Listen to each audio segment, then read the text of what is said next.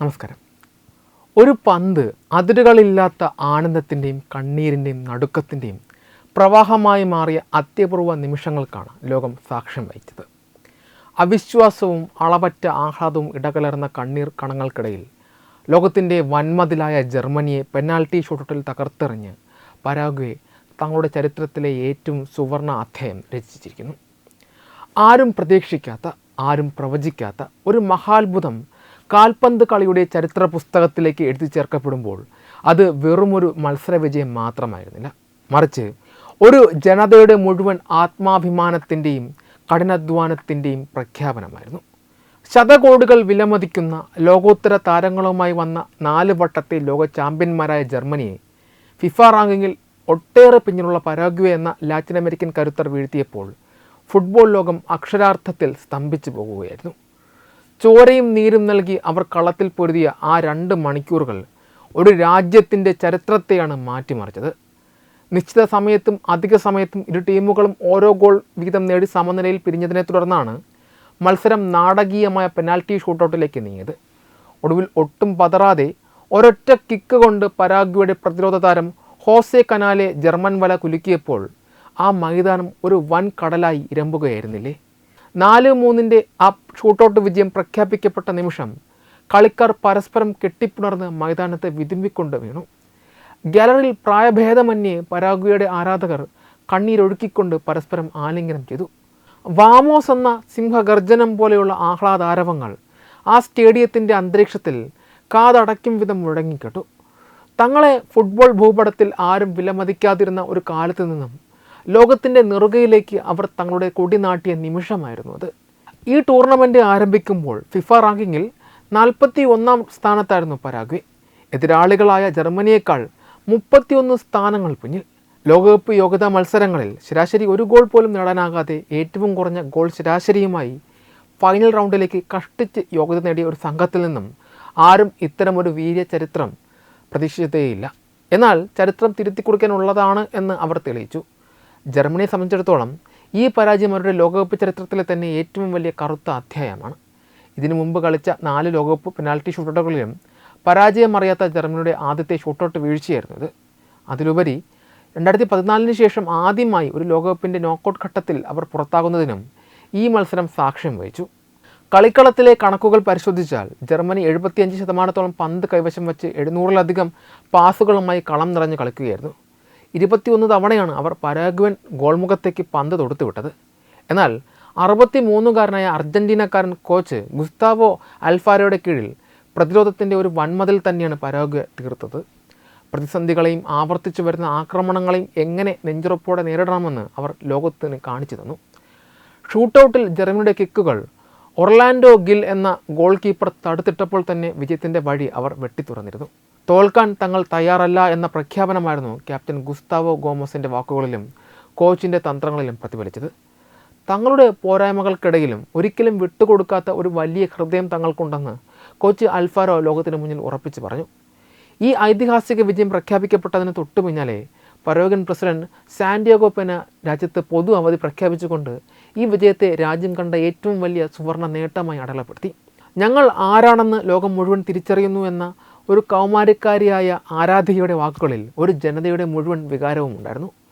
കാൽപന്ത് കളി കേവലം ഒരു വിനോദമല്ല എന്നും അത് അതിജീവനത്തിൻ്റെ വലിയൊരു പോരാട്ടമാണ് എന്നും തെളിയിച്ചുകൊണ്ട് തങ്ങളുടെ രാജ്യത്തിൻ്റെ ജനങ്ങൾ തലയുയർത്തിപ്പിടിക്കാനുള്ള അഭിമാനം സമ്മാനിച്ചാണ് പരാഗ്വേയുടെ ധീര പോരാളികൾ കളമിട്ടത്.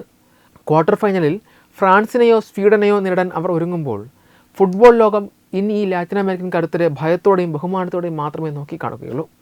മറുവശത്ത് കാൽപന്ത് കളിയുടെ ലോകം ഇതുവരെ കണ്ടിട്ടുള്ളതിൽ വെച്ച് ഏറ്റവും തീക്ഷ്ണവും വൈകാരികവുമായ നിമിഷങ്ങൾക്കാണ് മെക്സിക്കോയിലെ മോണ്ടറാ സ്റ്റേഡിയം സാക്ഷ്യം വഹിക്കുന്നത്.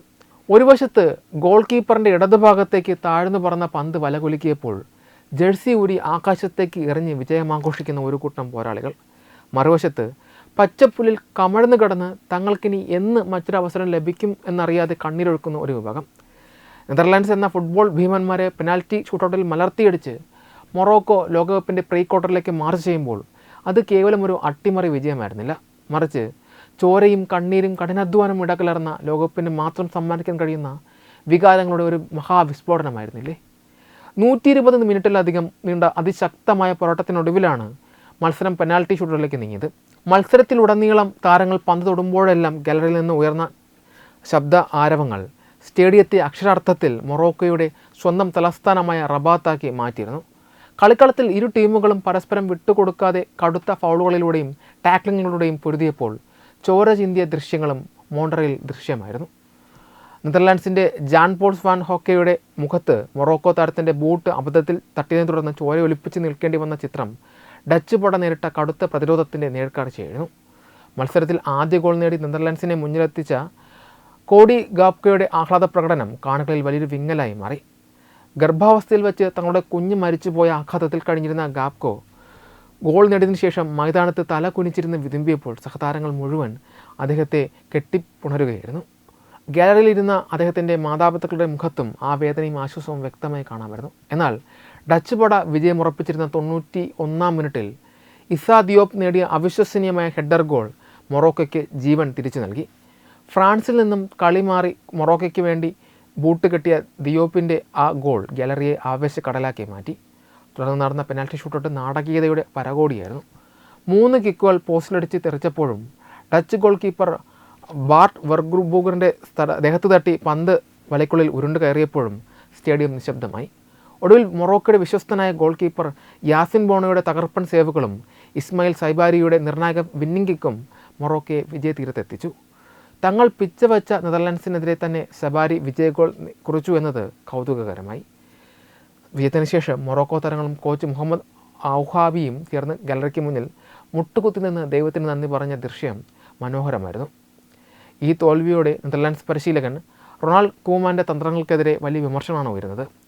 പ്രീമിയർ ലീഗിൽ മിന്നിത്തിളങ്ങുന്ന പ്രമുഖ താരങ്ങളുണ്ടായിട്ടും 5 ഡിഫൻഡർമാരെ ഇറക്കി പ്രതിരോധത്തിൽ ഊന്നിക്കളിച്ച കൂമാൻ്റെ ശൈലി ഡച്ച് ഫുട്ബോളിൻ്റെ സ്വത്വത്തിന് ചേർന്നതല്ല എന്ന് സ്ലാട്ടൻ ഇബ്രാഹിമോവിച്ചിനെ പോലെയുള്ള മുൻ താരങ്ങൾ തുറന്നടിച്ചു.